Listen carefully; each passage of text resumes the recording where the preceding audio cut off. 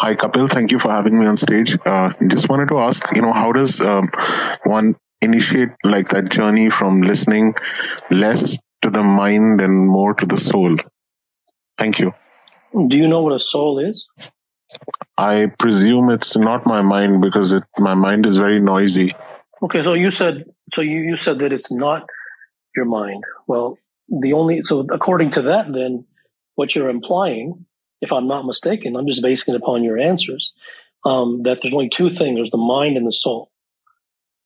Because when I asked you if you know what the soul was, you said it's not my mind. So that means that there's nothing else between mind and soul.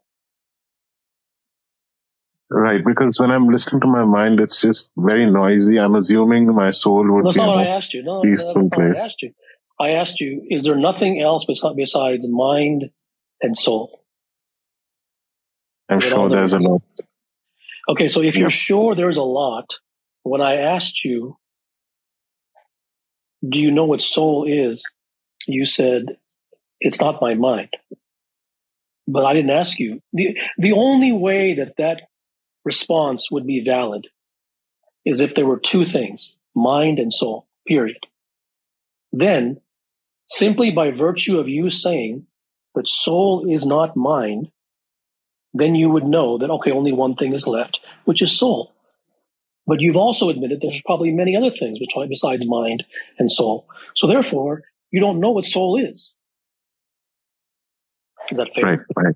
Okay. Right. Thank you. So, and I'm not denigrating you.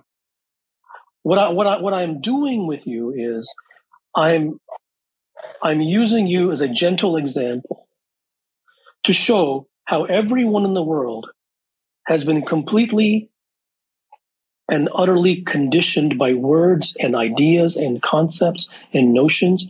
They throw around words because the words have been thrown to them, not having any meaning, no context. Like the gentleman before you, how do I get motivated to do my best?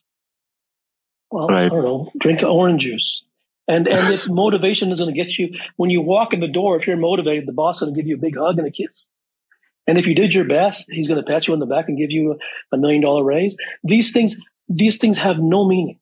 Where there is no specificity, there is waste. So the truth is, you have no idea what soul is. So if you do not know what soul is, why do you want to speak to it? And how would you speak to it?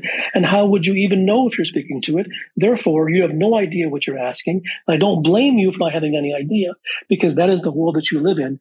Now, you living in that world still is no excuse, because at least you could divorce yourself from the nonsense of the world and say, okay, I'm not going to accept anything until I understand what these words mean for myself. Not take anyone's belief, not take anyone's opinion, not read nonsensical spiritual books, not read stupid, moronic, idiotic self-help books. All of these things are really for the unserious. Thank you.